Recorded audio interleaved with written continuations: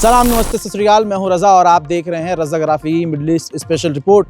जैसे मैंने आपसे कहा कि हम और हमारी टीम इस वक्त हम अपने स्टूडियो में नहीं हैं, जैसे तैसे बहुत मुश्किल से आपके सामने हम ये अपडेट दे रहे हैं। तो ईरान को अब जो है नाराज़गी जो है रशिया से ज़्यादा नज़र आ रही है। अगर पहले ईरान थोड़ा बहुत नाराज़ था भी, लेकिन अब ईरान के IRGC के कमांडर हों, टॉप लीडर्स हों, अब वो खुल्लम खुल्ला रूस से जो है खफा नज़र आ रहे हैं। IRGC के पूर्व कमांडर ने बड़ा खुलासा किया है, रशिया से काफ़ी ज़्यादा नाराज़ IRGC नज़र आ रहा है। उन्होंने कहा कि जब हमारे यहाँ रेवोल्यूशन की लड़ाई हो रही थी और जब इमाम खुमैनी के समय में जब आज़ादी का समय था, उस वक़्त जब क्रांतिकारी लड़ाई हो रही थी और कई देश हमसे भिड़े हुए थे, ऐसे में उस वक्त लीबिया और नॉर्थ कोरिया के लोगों ने, उन दोनों देशों ने हमारी काफ़ी मदद की थी। लेकिन आज के दौर में हमारी मदद रशिया नहीं कर रहा है, हमें रूस की मदद करने के लिए जो ऐसे हमें बेकरारी है, हम जो है मदद करते रहते हैं। मामला यहाँ दूसरा है। यहाँ मामला ऐसा है कि रशिया ना हमें एयर डिफेंस सिस्टम दे रहा है, ना हमारी किसी तरह से जंग में मदद कर रहा है, लेकिन हम उसकी पूरी मदद कर रहे हैं। किसकी? रशिया की। IRGC के पूर्व कमांडर ने कहा कि जो हमारी मिसाइल्स हैं उसकी रेंज काफ़ी बेहतरीन है और हमारी जो एक्यूरेसी है मिसाइल्स की, मिसाइल कोई भी बना लेता है, लेकिन टारगेट पर वो कितना % हिट कर रही है उसकी एक्यूरेसी ईरान की काफ़ी ख़तरनाक है। हमारे पास टेक्नोलॉजी है। रशिया अपनी मिसाइलों की रेंज तो बढ़ा सकता है, लेकिन एक्यूरेसी के लिए उसको आज हमारी मदद चाहिए। वो अपने ड्रोन इस्तेमाल कर रहा है, वही ड्रोन जो हम उसको दे रहे हैं अपना लेवल लगाकर। लिहाजा आज रशिया हमारी मदद नहीं कर रहा है, लेकिन हम पूरी तरह से रशिया के साथ हैं। ऐसा क्यों? बयान सुनिए। بردار ما تو این توانمندی متکی هم بودیم مثلا به روسا؟ نه به هیچ وجه. اون اوایل دهه 60 یعنی بله تو دهه 60، یعنی تو دهه اول انقلاب که زمان جنگ بود لیبیایی‌ها کمک کرده بودن. کره شمالی اطلاعات فناوری یه چیزایی رو از اونها سوال می‌کنه، یا اجازه بازمهندسی روی موشک‌هاشون رو مثلا ما داشتیم. روس‌ها مثلا کمکی اون موقع نکردن، بعدش هم نکردن. روس‌ها برعکس روز احتیاج به موشک‌های ما دارن، هم پهپاد هم موشک ما.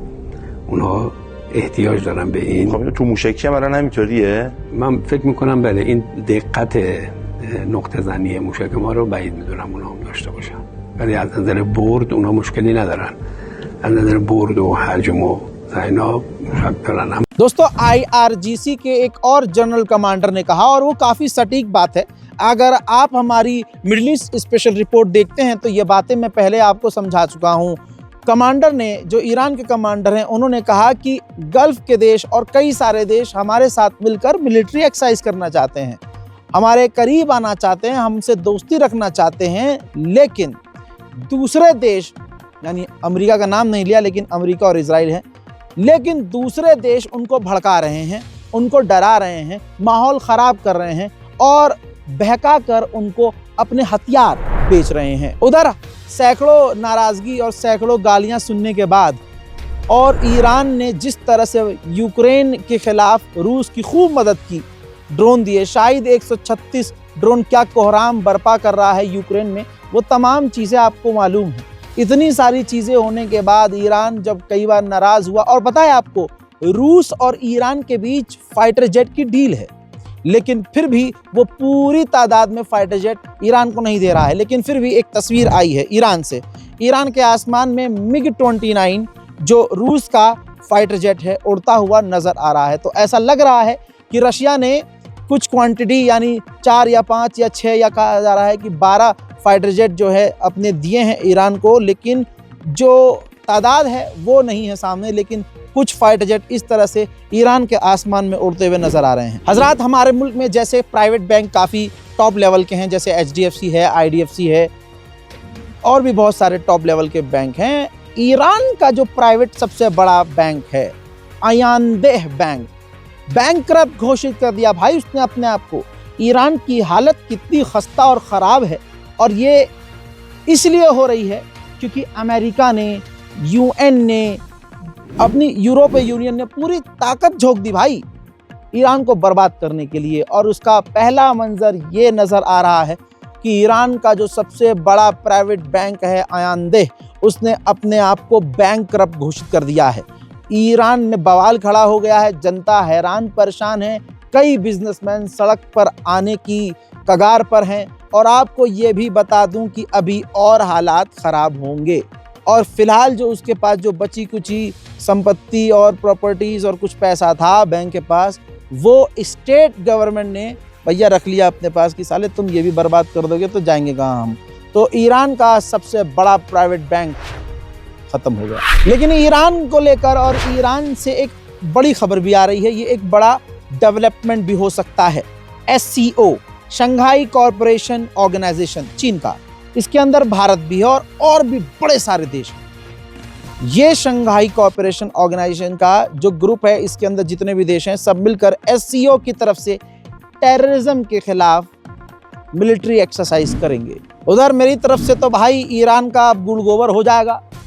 ईरान, अब देखिए, अगर मैं इस्लामिक नज़रिए से देखूं तो भाई ईरान का बेड़ा गर्क। लेकिन अगर बात करें आज जो शैतानीपन चल रहा है, शैतान हर जगह हावी है और आज कामयाब होने के लिए भैया शैतान की उंगली पकड़नी पड़ती है। आपको ये सुनने में अटपटा लगेगा, लेकिन यही हकीकत है जब आप प्रैक्टिकली इस चीज़ को समझेंगे। हज़रात मोहतरम, ईरान ने जो है सबसे ख़तरनाक कानून अपना बदल दिया, कह दिया हिजाब करना है करो, नहीं करना है भाड़ में जाओ। लेकिन ईरान की महिलाएं, मैं सबको नहीं कह रहा हूँ, लेकिन ईरान की ज़्यादातर जो लड़कियां हैं, क्योंकि ईरान की लड़कियां, ईरान में जो खूबसूरती है वो बेइंतहा है।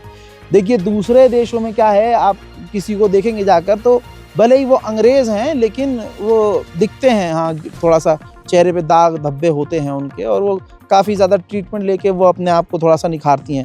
लेकिन ईरान, इजिप्ट और सीरिया, इधर आप जाएंगे तो वहाँ की लड़कियाँ बेहद खूबसूरत होती हैं और वहाँ के मर्द भी जो हैं काफ़ी मतलब एकदम ज़बरदस्त होते हैं। तो अब जब ऐसी लड़कियां जिनको पता है कि यार अरे मैं तो बहुत ही खूबसूरत हूँ, ऐसा मैं जो हूर के लिए बयान किया जाता है, हम ईरानी लड़कियां ऐसी ही तो हैं, अब उनको ये कितना बुरा लगता होगा कि यार हमें अपने जिस्म को ढक के रखना पड़ता है, ऐसा खूबसूरत जिस्म दिया है। मतलब मैं सबको नहीं बोल रहा हूँ, बार बार ये क्लियर, कोई हगने मत लगना कमेंट में। तो हुआ ये, क्योंकि आप अगर ईरान गए हैं, मैं तो गया ही हूँ, और भी यूट्यूबर हैं बहुत तगड़े तगड़े जो अपने व्लॉग दिखाते हैं, तो व्लॉग के अंदर आप जो बैकग्राउंड में आप उन लोगों को देखेंगे ईरानी लड़कियों को, तो उनका पहनावा सिर्फ ऊपर हिजाब है और अंदर क्या चल रहा है वो आपको वहीं नज़र आ जाएगा कि यार ये क्या ही है। ठीक, तो अब ये धीरे धीरे चीज़ें ज़्यादा होने लगी थी। जैसे माशा अमीनी का सीन हुआ था, तो उसका बहाना बनाकर ये जो आज की तथाकथित जेन ज़ी लड़कियां हैं जिनको नंगे रहने की चुल हो रखी है, तो उन्होंने ख़तरनाक तरीके से विरोध किया और आज उसका पूरा मुद्दा पकड़ लिया यूरोप के देशों ने कि भाई ये तुम हिजाब ज़बरदस्ती करवाते हो, तुम अपनी लड़कियों को आज़ाद नहीं रखते हो, तुम ये अलाना फलाना धमाका। तो आज हुआ ये, पहले तो कानून वो हटा दिया कि भाई अब ज़बरदस्ती नहीं है, तुम्हें हिजाब करना है करो, नहीं करना है ना करो। तुरंत भाई ईरान की आधी औरतें, आधी लड़कियां अगले दिन नंगी घूम रही थी, नंगा सर लेके। वो आपको पता है, और जो ईरान में रहने वाले लोग हैं और जो ईरान की खबरों पर नज़र रखते हैं वो इस बात की गवाही देंगे कि रज़ा भाई सही कह रहे हैं। इसके बाद आज का नया सुनिए। पूरी दुनिया में जो है नाइट लाइफ को लेकर बड़ा जो शैतान एक्टिव रहता है कि यार वहाँ क्लब कैसे हैं, वहाँ लाइफ कैसी है, नाइट लाइफ कैसी है यार, वहाँ मज़े नहीं आते। या ईरान में नाइट लाइफ ऐसी नहीं थी, क्योंकि भाई वहाँ शैतान को जकड़ा हुआ था। लेकिन अब आपके सामने तमाम जो ईरान की पाबंदियाँ हटाई गई हैं और ईरान अब यूरोप वाले कल्चर को धीरे धीरे एक्सेप्ट कर रहा है, क्योंकि वहाँ की जनता ईरान के ख़िलाफ़ हो रही है। तो इस चीज़ से बचने के लिए ईरान ने जो है अब सख्ती को ना के बराबर कर दिया है। पहली तस्वीर इतिहास में, मैं अपनी ज़िंदगी में पहली बार ये तस्वीर देख रहा हूँ कि ईरान में यूरोप की तरह अब लड़कियाँ लड़के रात को सो कॉल्ड नाइट लाइफ, रात को नाच रहे हैं, गा रहे हैं और वो इंस्ट्रूमेंट बजा रहे हैं। अच्छा लगेगा आपको, लेकिन थोड़ा सा मुझे बुरा भी लग रहा है कि यार ईरान कैसा था और अब कैसा बन रहा है। देखिए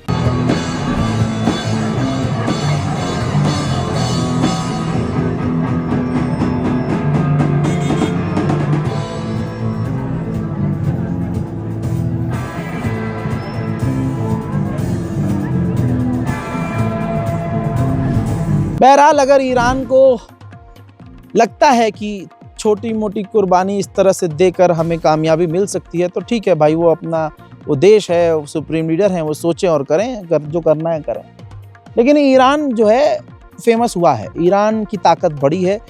अब देखिए ईरान, तुर्की और तालिबान ने, कहाँ तालिबान है ना और कहाँ ईरान। कहा जाता है कि तालिबान ईरान के पूरी तरह से खिलाफ रहता है हमेशा से, क्योंकि तालिबान एक कट्टरवादी सोच है और वो तालिबान जो है वो ईरान, क्योंकि शिया है तो पसंद नहीं करता। ये एक प्रोपेगेंडा था, लेकिन अल्हम्दुलिल्लाह वक्त ने पर्दा आंखों से हटाया और अब आप देखिए उसी तालिबान, ईरान और तुर्की के बीच डील हो गई है। तीनों ने साइन कर दिया है। तीनों देश एक दूसरे को रेल की पटरियों से जोड़ेंगे, पटरियां बिछाएंगे और तिजारत यानी ट्रेड करेंगे। रोज की तरह आदत से मजबूर इजराइल ने एक बार फिर से लेबनान पर खौफनाक हमले किए, जिसमें 3 लेबनीज आम नागरिक मारे गए हैं। देखिए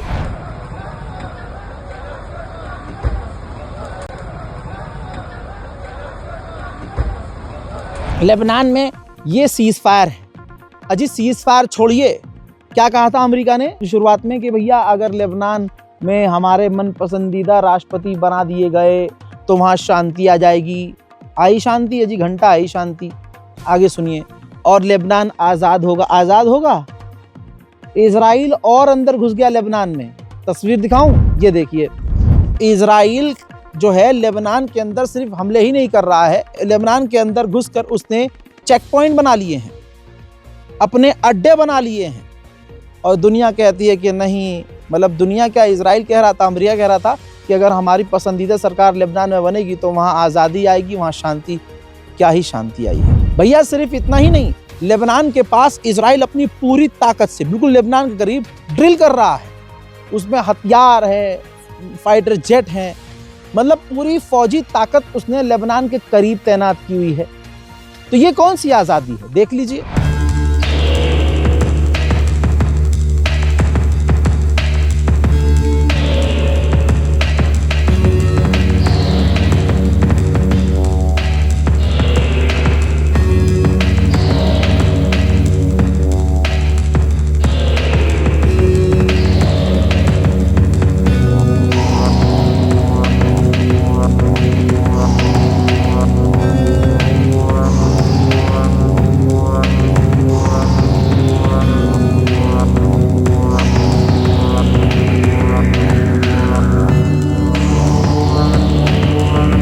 उधर डोनाल्ड ट्रंप ने कहा है कि बहुत जल्द गाजा के अंदर और फौज तैनात होगी और जरूरत पड़ेगी तो कतर भी अपनी मिलिट्री गाजा में तैनात करेगा। अब इजराइल ने गाजा में बमबारी करके जिनके मकानों को उजाड़ दिया, जिनकी जिंदगियां खराब कर दी, घरों को खंडर कर दिया, अब जब वो बेचारे 2 साल बाद सीज फायर के बाद अपने मोहल्ले, अपने घरों में जा रहे हैं, तो अब उन्होंने सफाई करना शुरू किया है। ज़रा उनकी मेंटल स्थिति को समझिएगा कि भाई अब जिस घर को वो साफ़ कर रहे हैं अब वो वैसा घर नहीं रहा। जिस घर को वो साफ़ कर रहे हैं उस घर में उनके साथ रहने वाले और मेंबर अब इस दुनिया में नहीं रहे। देखिए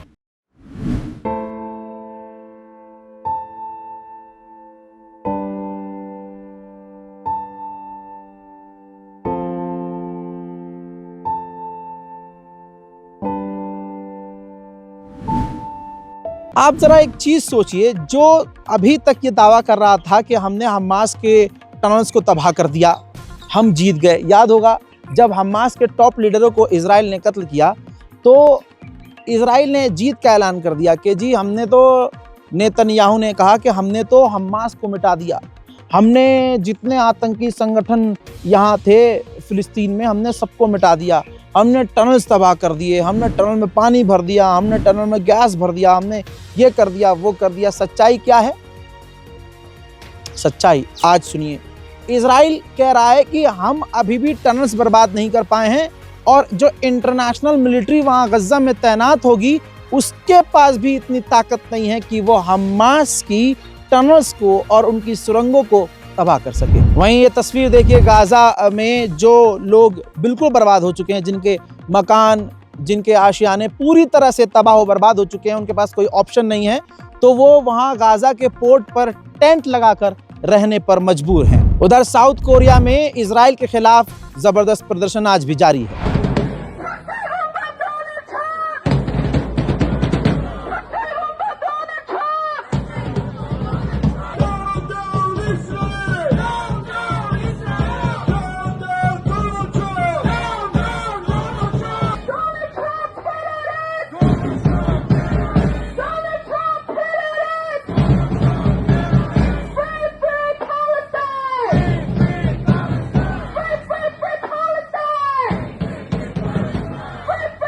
इसी तरह से जर्मनी में भी जबरदस्त प्रदर्शन फिलिस्तीन के समर्थन में जारी है।